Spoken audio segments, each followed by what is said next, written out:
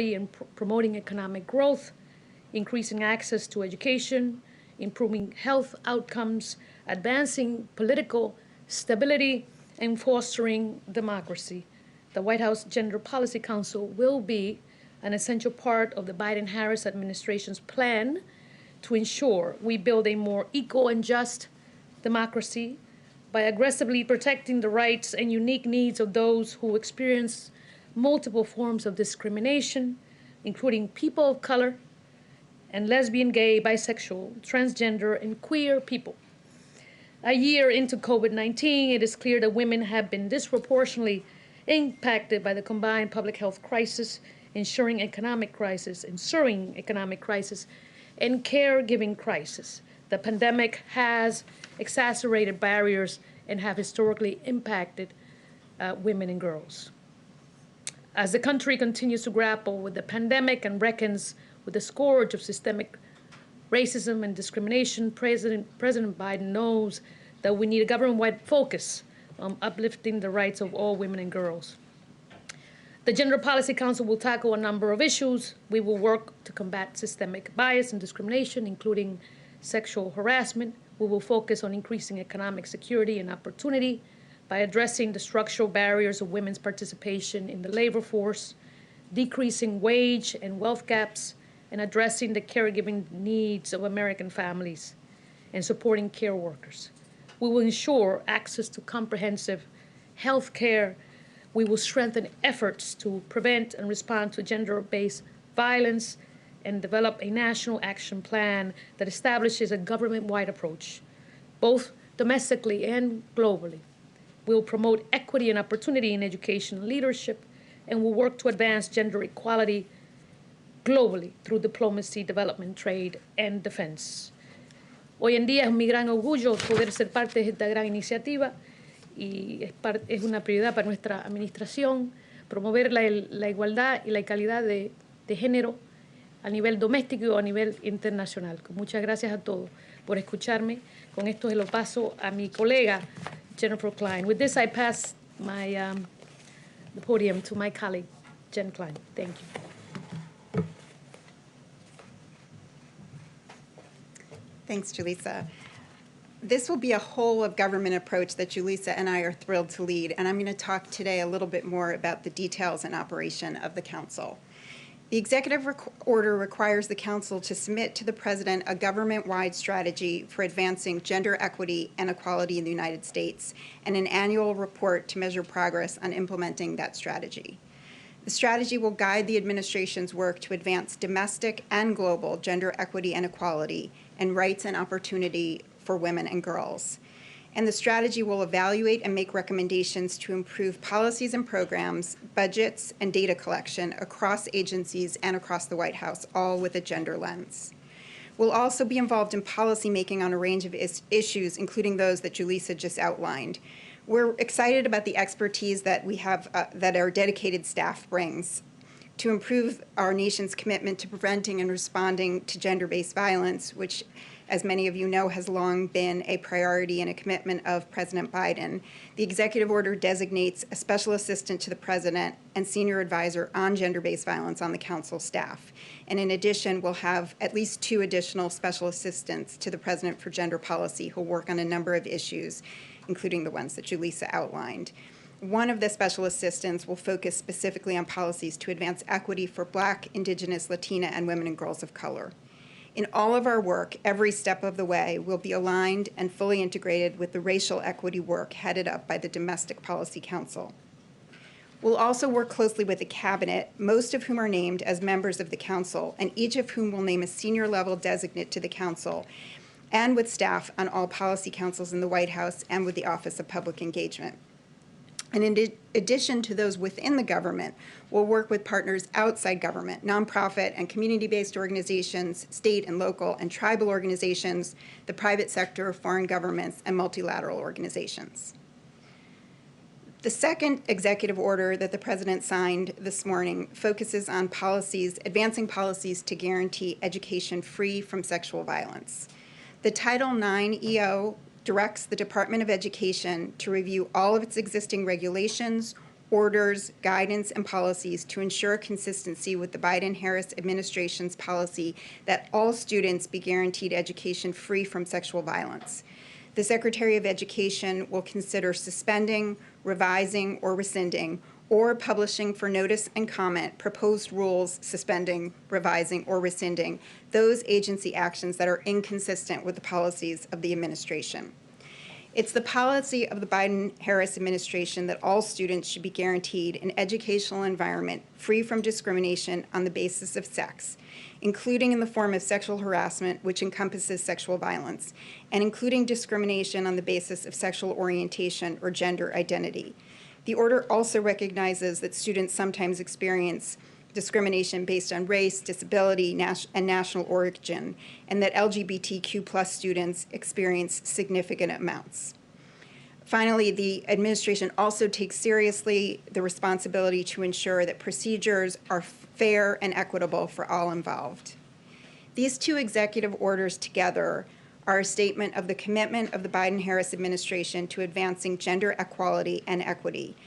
Will be working urgently to ensure that both here in the United States and globally, gender and gender identity do not predetermine opportunity and outcomes, and that all people, including women and girls and those who face other forms of discrimination, can thrive.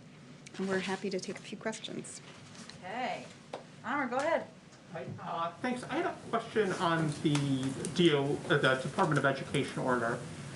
So, in the interim, will this administration continue to enforce the DeVos-Trump era rules, and how quickly will the review take place, and when can we expect implementation of any changes?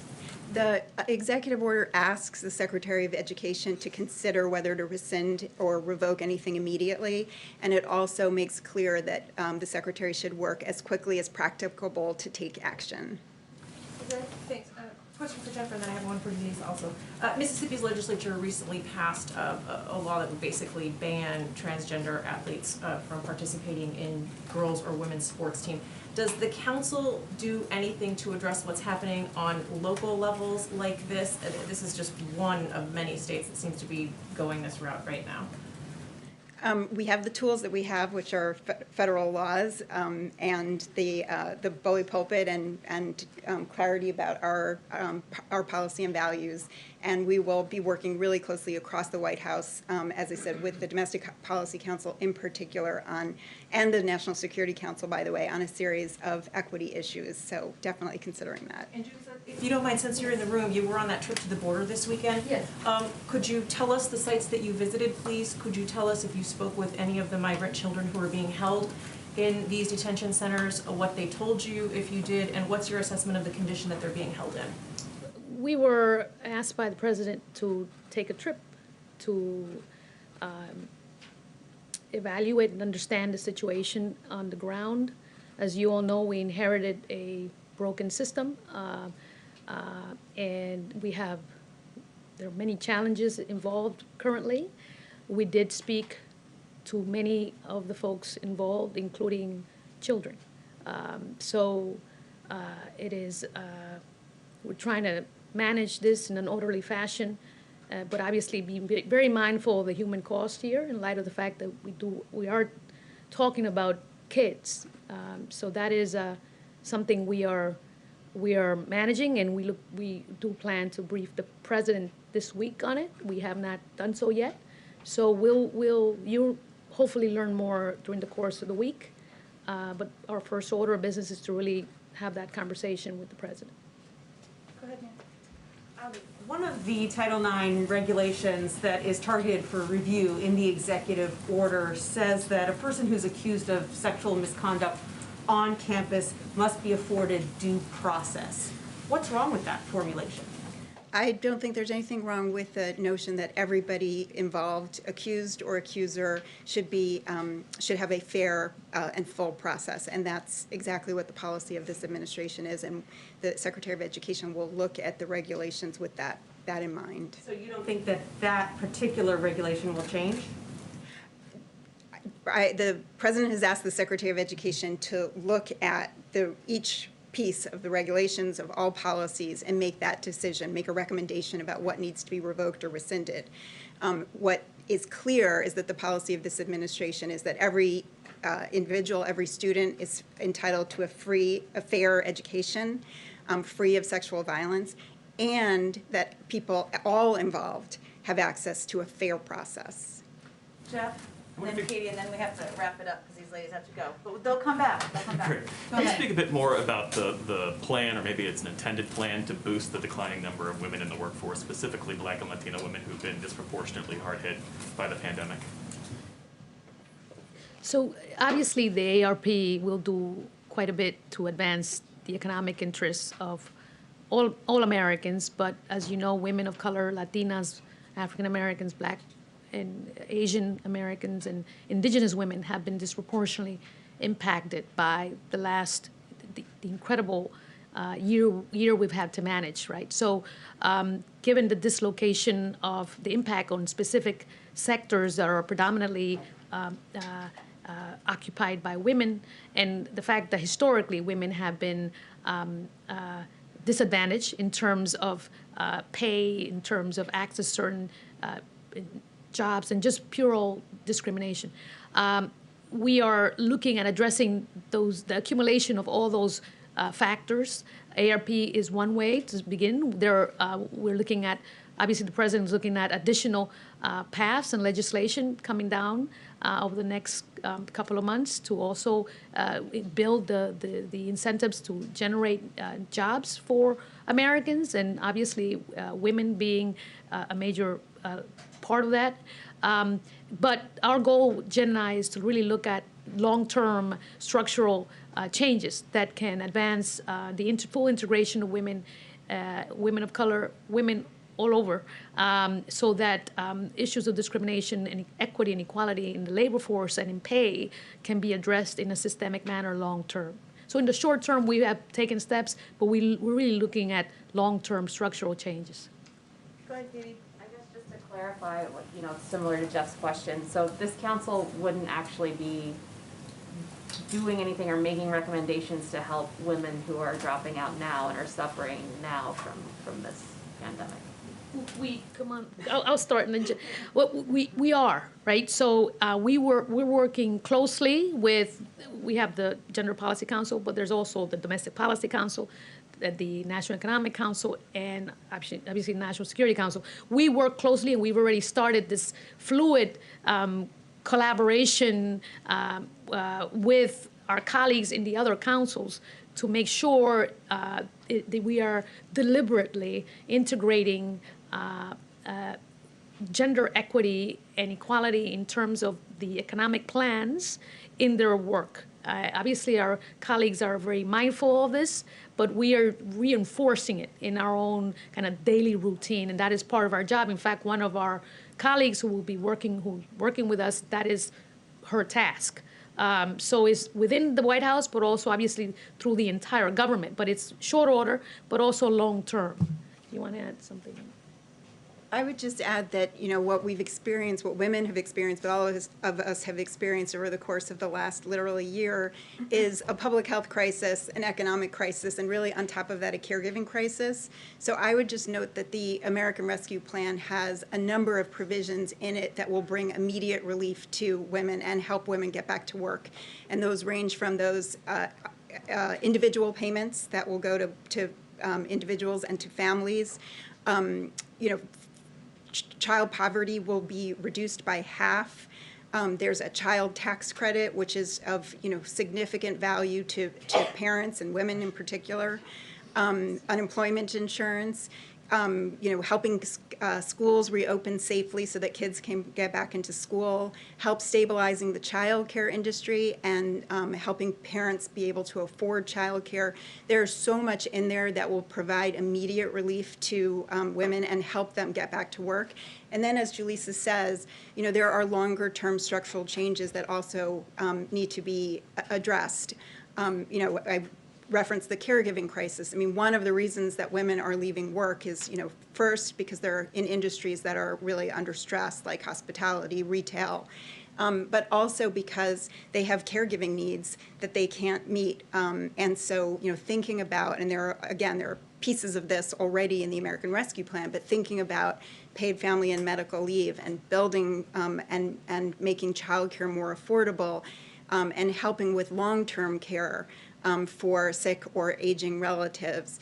And by the way, helping address the issues of the paid caregivers who we are all depending on, who need additional adequate wages and additional dignity in the work that they do. So as Julissa said, there's a long-term plan, but I also don't want to underestimate that there is so much that's important immediately to getting women back to work, and to get kids back to school and to crush this pandemic. Thank you both. Do you want to do one more? One more. Go ahead. Speaking of executive orders on gender equity, the president and the vice president campaigned during the election on giving a third gender option on federal government IDs to individuals who want them. Does the president see value in signing an executive order to make that happen? I haven't looked yet to see whether that requires an executive order. I mean, I would note that we are very inclusive in our definition of gender, and we intend to address all sorts of discrimination and, fight for equal rights for people, whether that's LGBTQ plus people, women, girls, men. So, that's certainly something that we will look at, but I honestly don't know whether that requires an executive order. The American Civil Liberties Union is pushing for an executive order for this action. I was wondering if anything like that was under consideration at this time. Sounds like we'll have to just look into it a little bit more and see what's required, but it's a good question. Thank you, ladies. I know Dr. Biden is waiting for Julissa, so we have to let her go, but thank you both for coming. We really appreciate it. Thank you. Thank you. Okay. I'll just note that Karine and I are wearing purple in honor of International Women's Day, and as part of his indoctrination into the women-dominated team, Chris is wearing a purple tie. So there you go. I just have a couple of items at the top. Obviously, our focus continues to be on the American Rescue Plan and getting it across the finish line. The president is taking nothing for granted. I will note that the plan that the Senate passed this weekend puts us one huge step closer to passing one of the most consequential and most progressive pieces of legislation in American history. As Senator Sanders described it, the rescue plan is, quote, the most significant piece of legislation to benefit working families in the modern history of this country. The bill will also help us reopen schools safely, keep teachers, cops, firefighters, and other essential workers on the job, and it will give us the tools and resources we need to crush this virus. Some attention, of course, has been paid on the process. We understand that, but we can't lose sight of what the bill actually means for the American people. $1,400 checks for 158.5 million Americans. A typical family of four making $100,000 will get $5,600 in direct checks, lifting 11 million people out of poverty and cutting child poverty in half this year, including through a historic expansion of the child tax credit that will benefit 66 million kids across the country, extending unemployment insurance for around 11 million Americans. As you all know, we would have hit a point where people would be losing it later this week if we were not headed toward the passage of this bill. Tens of billions of dollars in rental and homeowners assistance that will benefit lower income, disproportionately Black and brown communities, renters, and homeowners. And also the most significant investment in American child care since World War II, expanding the earned income tax credit to 17 million low-income workers, and significantly reducing, and this is a piece of it that hasn't received a lot of attention, health insurance premiums for millions of Americans. So a family of four making $90,000 could see their monthly premiums go down by $200 a month, and that's in addition to direct checks they'll be receiving, the child tax credit they'll be receiving, and other components. We mentioned this on Friday, the plan for the president to deliver remarks on Thursday. I just wanted to give put a little more meat on the bones. The president will deliver his first primetime address to commemorate the one-year anniversary of the COVID-19 shutdown on Thursday. He will discuss the many sacrifices of the American people have made over the last year and the grave loss communities and families across the country have suffered. The president will look forward, highlighting the role of Americans, that Americans will play in beating the virus and moving the country toward getting back to normal. With that, I'm going to kick us off. Thanks. I'm sorry I didn't wear a purple tie today. Oh, you can do it tomorrow. We can extend it. Just for you. Go ahead. Thank you. Will the president's name or signature appear on anywhere on the forthcoming stimulus checks that many Americans will be receiving?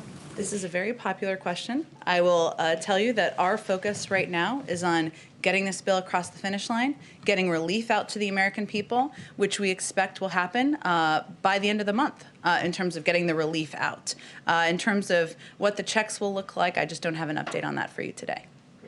And yesterday, Senator Manchin said that, like President Biden, he believes the filibuster should continue, but there should be more pain, and if you want to utilize it. Does President Biden agree that there needs to be tweaks in how the filibuster is utilized? Well, I'll first say the president's preference is not to get rid of the filibuster. Look at what we've been able to accomplish in the last 6 weeks. He's on the verge of passing a historic relief bill that's going to cut child poverty in half and create 7 million jobs. We'll have enough vaccines for all Americans by May. 13 cabinet nominees have been confirmed. We rejoined the Paris Climate Agreement. We ended the discriminatory Muslim ban. He's met with members on both sides of the aisle in the Oval, and he wants to continue to work on a bipartisan basis. And we believe there are opportunities to do exactly that. In infrastructure, I believe that's an area I think Senator Manchin touched on yesterday during one of his interviews. It's a policy area that's close to the president's heart, one he's had a lot of interest in and commitment to, even to when he was vice president and before. There's been historic bipartisan support for that. Immigration, modernizing our immigration system, historic bipartisan support for efforts moving forward. The president is an optimist by nature, otherwise he probably wouldn't be in this job, and he believes that there is opportunity to work with Democrats and Republicans to get work done for the American people. I just one last small Go question. ahead. I know the president and first lady had struck up a friendship with Harry. I was wondering if they caught any of the interview yesterday, and if they had any reaction to what the couple has gone through, in regards particularly with what they felt in terms of the racism that they felt. Well, let me first say that obviously many of us caught the interview. I don't have as many Americans did, and many people around the world. Meghan Markle is a private citizen, and so is Harry at this point. For anyone to come forward and speak about their own struggles with mental health and tell their own personal story, that takes courage. That's certainly something the president believes, and he's talked about the importance of investing in a lot of these areas that they're committed to in the future as well. We aren't going to provide additional commentary from here on behalf of the president or others, given these are private citizens sharing their own story and their own struggles. And let me just reiterate that we have a strong and abiding relationship with the British people and a special partnership with the government of the United Kingdom on a range of issues, and that will continue. Go ahead. I'll go to you to Steve next. Go ahead. Sorry. A couple questions. On the timeline front, the president hit on this over the weekend, but I'm wondering if you could clarify. He said that Americans will start to see these stimulus checks this month. That is the question on so many minds right now. Given that this is tax season, there are concerns about whether the IRS can process these quickly. Do you have a timeline? Will it be a matter of days that Americans will see these checks? This is certainly a very popular question for understandable reasons. The Treasury Department is working on what this looks like and what the processing looks like. As the president said on Friday, we expect a large number of Americans to receive relief by the end of the month. But in terms of the mechanics of it, Treasury just has to work through that, and an update will likely come from them, but we'll keep you all abreast of it. You sort of hit on the vote count a little bit. You didn't get a single Republican vote. Does this concern the president about the ability to pass his agenda going forward? What are the implications long term right now, given that he doesn't have any Republican support for this? Well, first, the door of the Oval Office remains open to bipartisan work, and I expect he will continue to work with and reach out to Democrats, of course, but also Republicans about ways to work together. And he's had a number of bipartisan meetings, even in the last few weeks, a couple on infrastructure, on cancer. He feels certainly is a path forward, but we're also not going to allow bipartisanship to be defined by one zip code. In fact, many of the Republicans who voted against this are outliers and are against the grain of what the people in their own districts supported. So they may be getting questions about that once relief goes out, once schools are able to upgrade facilities and benefit from these checks. But he remains open and remains hopeful about the opportunity for bipartisan work moving I forward. want to follow up with you on the question I was asking Julissa. Why has the White House not said where this delegation went this weekend? I can confirm for you that that the delegation went to, of course, a CBP facility, as was confirmed in their readout, but also to the Carrizo Springs facility shelter in Texas. And why so few details on this release? This doesn't seem to be in the transparency of, in the spirit of transparency that Secretary Mayorkas promised here at this platform. There were no cameras, there were no press. Julissa answered very few details about what they saw on that visit. Well, first, the president, as she conveyed, asked them to go because he really wanted to get a full assessment from senior members of his policy team about what they were seeing on the ground based on meetings, based on conversations with officials from HHS, officials who were running these facilities about what their challenges are, what improvements could be made. And as she noted, they also spoke with children. They'll have, as is a normal part of any internal policy process, they'll have a briefing with him in the coming days. We do look forward to, he's committed to, we are all committed to allowing cameras into these facilities, but we want to figure out the best way to do that, protecting the privacy of the kids in a way that's secure and safe, and certainly that's something we look to do in the future.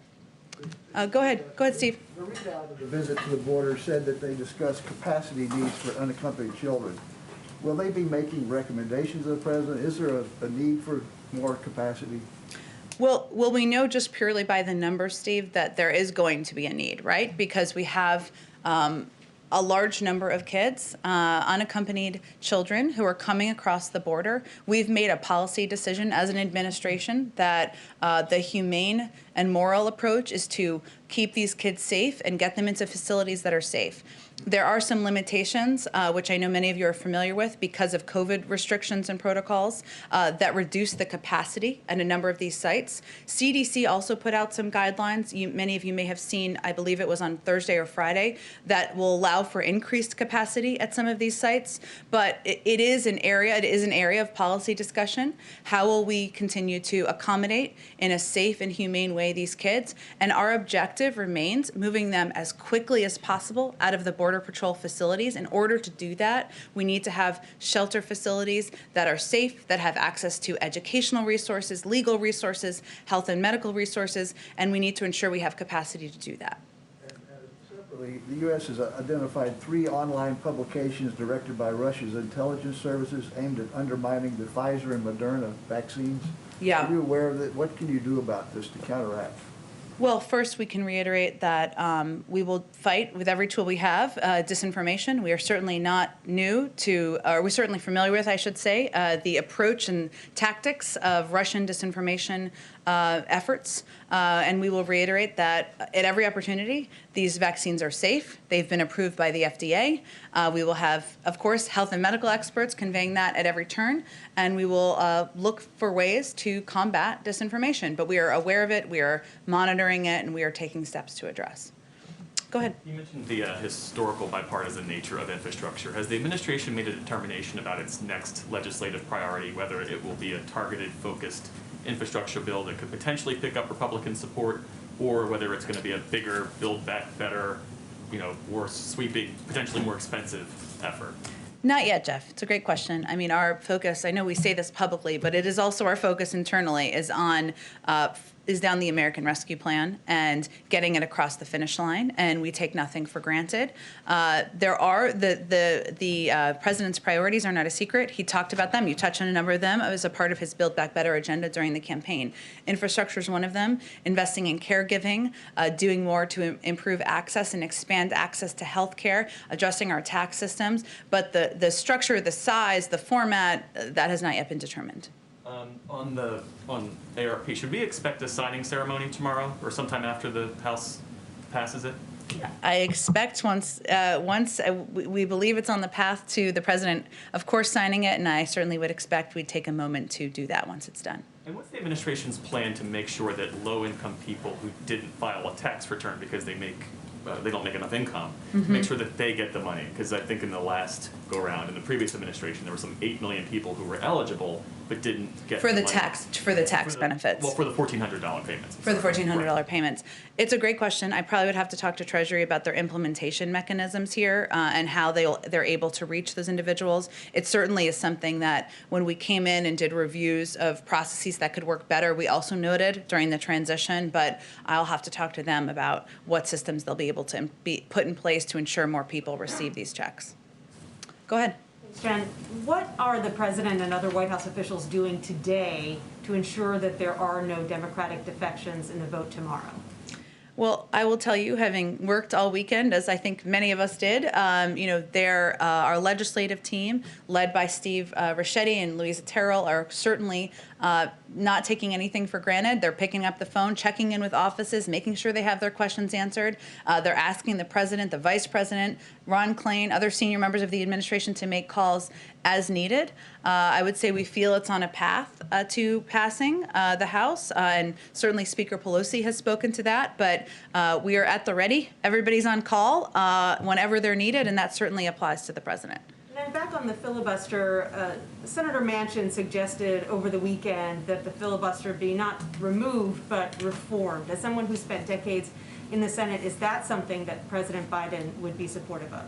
Well, his preference is not to make changes to the filibuster rules, and he believes that with the current structure that he can work with Democrats and Republicans to get work and business done. He's also happy to hear from Senator Manchin and others who have ideas about how to get the business done for the American people, but that's not his preference. Senator Manchin was also asked about infrastructure, and he said that he felt that any big infrastructure package should be paid for, and he suggested that corporate tax hikes might be one way to pay for a massive infrastructure bill. Does the president believe that the bill should be paid for, and does he support corporate tax hikes as one way to do that? Well, he spoke on the campaign trail, and one of the items that he spoke about in his Build Back Better agenda was making sure that people paid their fair share, whether it's highest income or rolling back some of the corporate tax cuts. So certainly those are policies that he supports. We don't have a bill or a package yet, so we can have that conversation once we get there. Got it. And then one last question on schools. Dr. Fauci said over the weekend that he thinks that high schoolers are going to be vaccinated by the fall. We know what President Biden's goals are when it comes to K through 5 kids. Have you made any progress in devising goals for high schoolers? Well, we are thrilled to have Secretary Cardona confirmed, and he is, as you know, going to be hosting an education summit to talk about the reopening of schools and look ahead to what needs to be done to get that done. And that applies, of course, not just to K through 5 or K through 8, but also high schools. We also are on track to for the president to sign into law the American Rescue Plan, which has $160 billion in it, to ensure that schools who don't have the resources needed can make these facility upgrades as well, get testing in place, hire teachers, bus drivers. But I will leave it to the Secretary of Education to determine the timeline or the path forward for high schools. Go ahead. Briefly ask on a couple of COVID things. Can you confirm the president will host the Merck and J&J executives at the White House on Wednesday? Yes. Why did he go do away with the trip to Baltimore? We just felt it was a more appropriate place to have the meeting, but he will look forward to discussing with them ways to work forward to continue to expedite vaccine supply and distribution to the American people. Is there any risk with the event was supposed to happen at Emergent? There was, of course, a report on the weekend over Emergent's history with the U.S. government. Is there any risk that the vaccine production could be slowed if the U.S. has some, problem with Emergent being a supplier to J&J?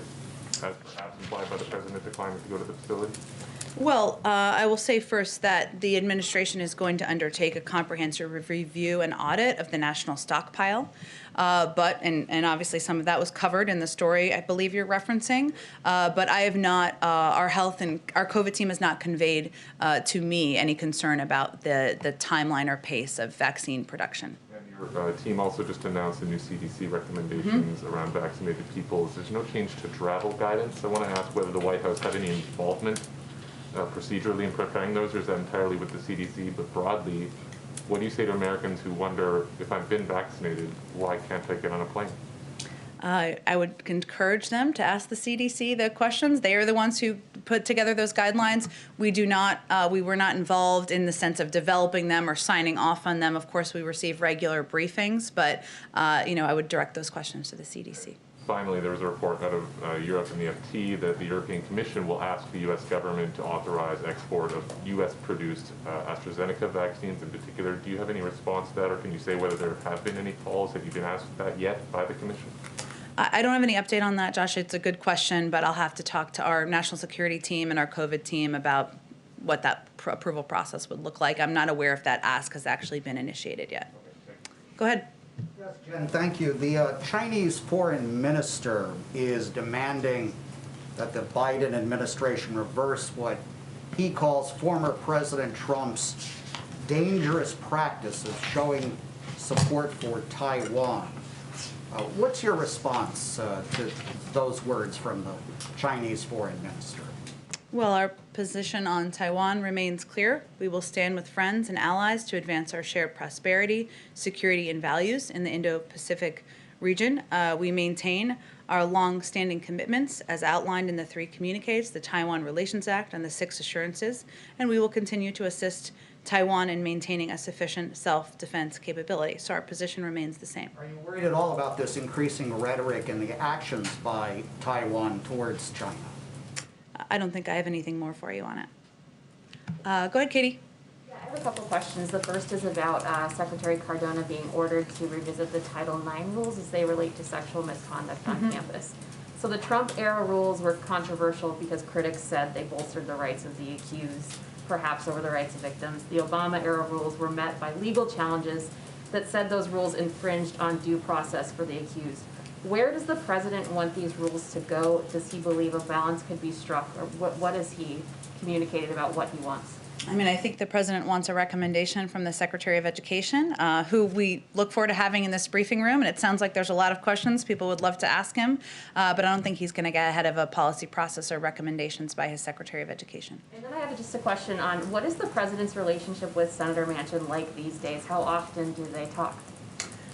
They speak regularly. He speaks with a range of senators and members of Congress and members of the House regularly as well. Obviously, they have meetings here, but he, perhaps because he served for 36 years, certainly doesn't hesitate to pick up the phone and have a conversation, whether it's something he agrees with, disagrees with, and that's something he's prone to do even when it's not on his schedule for that day, just when it comes up and it's an ask somebody makes on the team. He has worked with Senator Manchin over the course of years, and he certainly appreciates the support for the $1.9 trillion package that will help bring relief to the American people. He looks forward to working with him on a range of items on his agenda moving forward. Go ahead. The president has said there'll be enough vaccine supply to vaccinate every American adult by the middle of May. What does that mean for the White House's plans to develop a proposal to export vaccines to other areas of the world? Well, as the president has said, and we've said, I guess, our priority is ensuring that the American people are vaccinated, and we, of course, remain committed to being vital partners in the global community. There are a couple of factors that we certainly our health team considers. We don't know which vaccine is most effective for children. Of course, that testing is ongoing. We still don't know yet the impact of all of the variants. So I don't have anything to predict for you in terms of what additional supply will be shared and when and the process for that. But certainly it's something we're open to. Our first priority, though, is ensuring the American people are vaccinated. And a question on this week's schedule. Every day has a COVID-related event for the president. Obviously, he's been focused on it on any given week, but this week it seems notable. I was kind of curious what you could say about what the plan is this week and why this is kind of a special week to kind of increase that focus on the response to the pandemic. Well, I would say that there's no issue that's on the minds of Americans more than getting the pandemic under control. The American people know that the reason why we have a recession, the reason why so many families are concerned about putting food on the table, the reason why parents around the country are worried about the impact of closed schools on their kids' mental health and their learning is because of the pandemic. And it is the #1 issue and priority on the mind of the president, the vice president, and our entire team. Of course, this week marks 1 year since the country was essentially shut down as a result of the pandemic, and it's important to note, of course, what steps have been taken and what progress has been made, but of course also the road ahead, and so we're taking an opportunity to do that. Go ahead. Jen, as a Taste print pooler, I'm going to ask a question for myself Okay. and behalf of the print pool. Sure. And my first question for me could be a follow-up to the Manchin question. Okay. The Senate, before approving the ARP on Saturday, defeated an amendment that would have funded schools and universities under Title II if they allow transgender kids in athletics. However, that amendment got support from senators on both sides of the aisle, including Susan Collins and Joe Manchin. As head of the Democratic Party, did the president express any regret that that measure got bipartisan support? Well, first, let me say the president's position on the rights of transgender kids to play sports is clear. He signed an executive order, and he believes transgender rights are human rights and wants to see kids have the opportunity to play sports and participate in a range of activities. I would say we expected, as there often is with vote-a-ramas, there to be a range of amendments that he would oppose, and this certainly would have been one of them, but I don't have anything more to read out for you in terms of his specific concerns. And now for my colleague, who asks, given that multiple members of President Biden's staff going to the U.S.-Mexico border on Saturday, or went there, why didn't the president make the trip to see the situation himself, and can we expect a visit to the border from him in the coming weeks ahead? I don't have anything on his schedule to read out. I will, though, confirm for you, having traveled on smaller delegations, but also on trips with the president. A trip with the president, as many of you know, includes Air Force One, includes an extensive security, includes all of you, of course, includes a large swath of people and human beings. This was a trip with a small delegation meant to be able to have a small footprint on the ground, to really have conversations with people who are working in these facilities, who are leading the efforts underway, and even some children. And he felt it was most appropriate for members of his policy staff to have those conversations and do the first trip. Go ahead. Not to belabor Joe Manchin. That's okay. But what we saw last week was you guys do have a numbers problem, potentially a big one.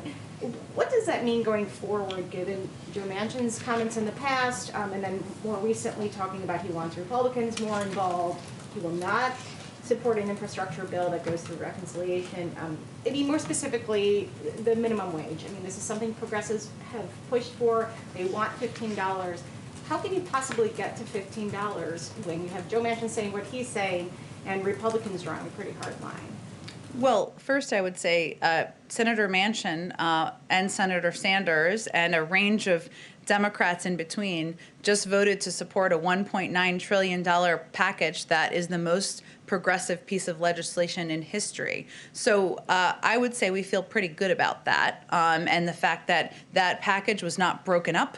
It still contained the key components that the president advocated for: $1,400 checks, assistance to schools, and yes, there were some changes on the margins, but it is the core of what he had originally proposed.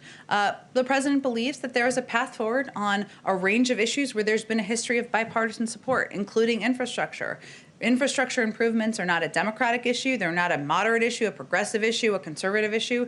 The American people want their roads, rails, and bridges to be reformed. He feels there's a path forward. There's no bill that's being considered. He's having discussions to hear good ideas from members of both parties. And once we have a bill, we're happy to have a discussion on how we move it forward.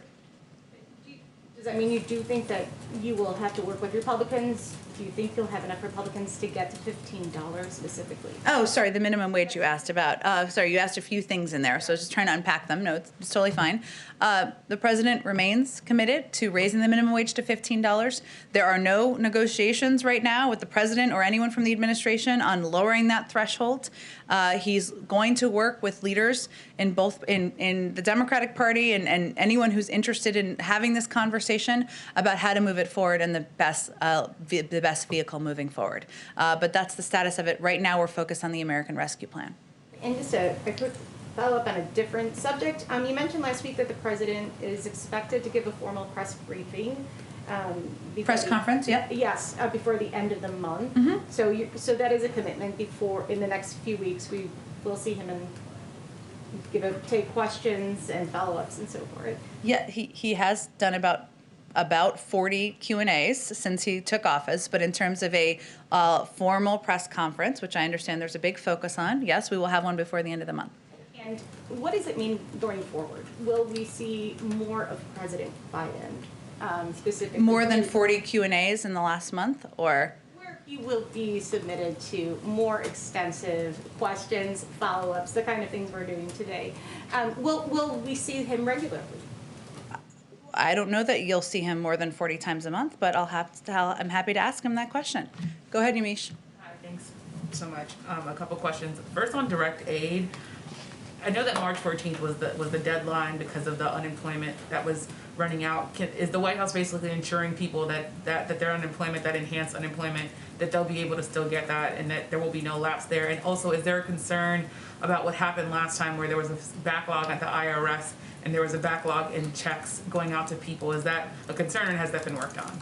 Well, I can assure you, having been on a call with her this morning, that Secretary Yellen is focused like a laser on ensuring that there's a clear process and system for ensuring this assistance gets out as quickly as possible. I certainly understand the questions. My friends, neighbors, everybody's asking me the same thing about when they will get assistance, when this will go out the door, but it is really up to them on the mechanics of it. And as I noted a little bit earlier, and Yamiche, I think we've talked about this, there was concern about the gap of people in the last with the December package that were left out and didn't receive the assistance, and that's certainly something that is being factored into the administration and the process here. But I really leave it to Treasury to provide an update on the mechanics of it.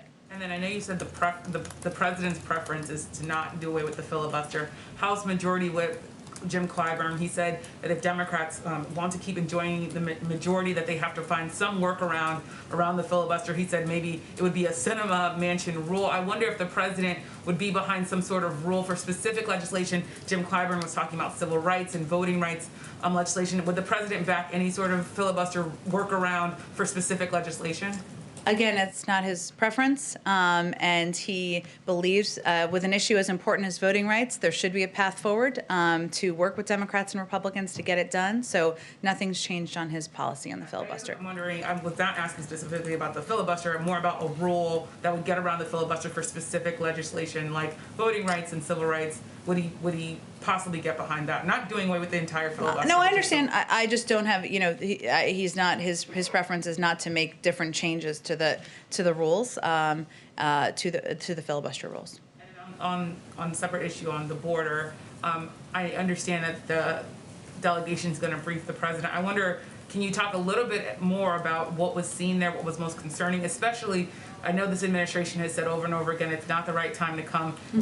They talked to children, they talked to officials. Has that message been reached to the immigrants who are coming across our borders? Well, I think first I'm going to allow the president to receive the briefing first before we talk about it more publicly. But I will also say, just an expectation set, that this is a normal part of an internal policy process, and I don't anticipate that we're going to give extensive briefings about internal policy processes or internal discussions that the policy team will have with the president. They went there because the president asked them to go, because he wanted to hear and understand tangibly what's happening on the ground. And having sat in on briefings with him about this issue, the questions he asks are, how many teachers are there? What specific steps can be done to improve the processes of the timeline of how quickly kids get from shelter facilities into homes? What's the logjam in the process? These are the kinds of things that he's looking for more detailed information on, and I think he wanted to hear tangibly from people who had recently visited the facilities on the ground, hence they went. But, any policy discussion will be private, as any policy meeting would be in an administration. You can imagine, though, that there is real interest, especially among people in this country, to know more about what's going on at the border, especially when you have unaccompanied minors. I wonder how, I understand that there has to be private conversations, but why not say more, and why not at least say, yes, our message is being received, or no, we need to work more on getting the message out? I would say it's clear we need to work more on getting the message out and being very clear. Now is not the time to come. There is the majority of people who come to the border are turned away. Yes, we have changed the policies of the last administration as it relates to unaccompanied children, but the majority of families, adults, the vast majority are turned away at the border. And that is a message that clearly we need to continue to look for means and ways of getting out, more and more out to the region. Is there a time for the prime time address? Completely housekeeping, but is there a time specifically for? It's a great question. I will follow up. I think I know it, but let me double check and make sure it 100% landed on the time I think it's going to be. Well, can I come back? Because let me go ahead to the back. Thank you, Jen. Foreign policy question. As you know, there's been constant attack by the Houthi rebels on targeting Saudi Arabia. The Wall Street Journal just quoting a senior Saudi official saying that actually the attack yesterday on the port of Ras Tanura was originated from Iraq or Iran. Does the White House believe that this is a game changer since it's not from Yemen? And will you hold Iran accountable? Well, first, we continue to be alarmed by the frequency of Houthi attacks on Saudi Arabia. Escalating attacks like these are not the actions of a group that is serious about peace. The attacks are unacceptable and dangerous and put the lives of innocent civilians at work, including Americans. We, of course, continue to work in close cooperation with the Saudis, given the threat, as you referenced, that they are facing on a frequent basis from these attacks. And we understand that they face genuine security threats from Yemen and others in the region. As a part of our interagency process, we'll look for ways to improve support for Saudi Arabia's ability to defend its territory against threats, but I don't have anything from that to predict for you at this point in time. Can you update us on the negotiation with the Iranians? Where are we now? I mean, is it stalled? Is it you offering them something new? Where are we? Well, it's an ongoing discussion about, based on the reaction of the Iranians to the EU invitation. We see this as a part of the diplomatic process, but we don't have any update in terms of a date or timeline for that discussion. Go ahead, Isaac. Thanks, Jen. Given what the president said yesterday with the executive order that he signed and what's in that executive order, I wonder if you can explain why pushing for voting rights isn't a legislative move on voting rights isn't higher up on the agenda for the president as you're sequencing these things, especially given all of the changes that are being pushed in a lot of states to voting rights. It is a priority. Right now, our focus is on the American Rescue Plan, getting it through, getting it passed, because the number one and number two issues for the American people are the pandemic and the economic recession.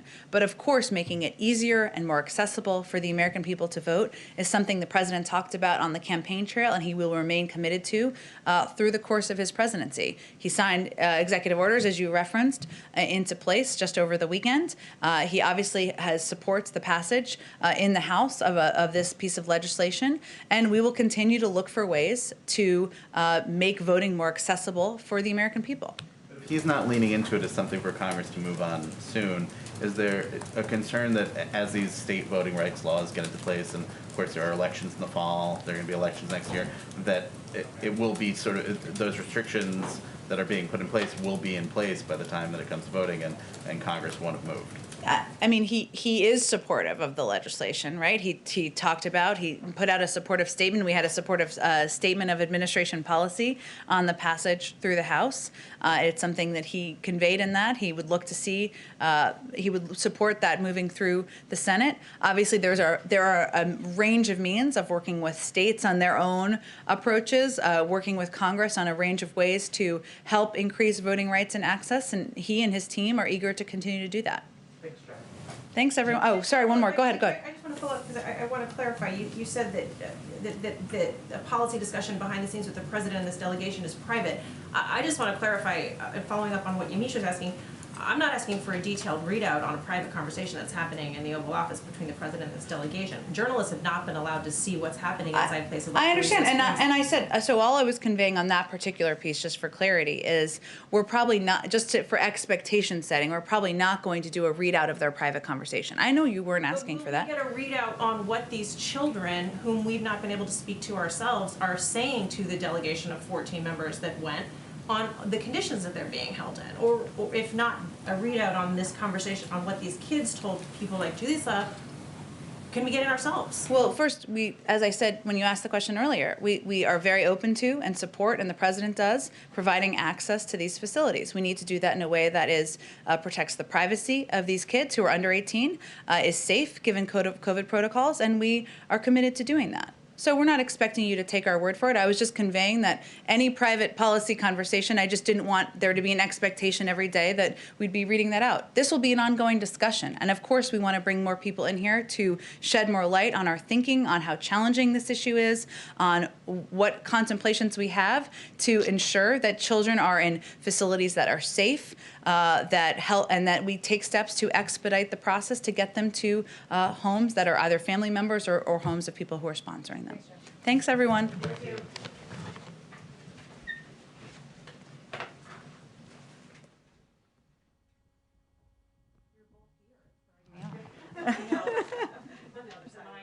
It is.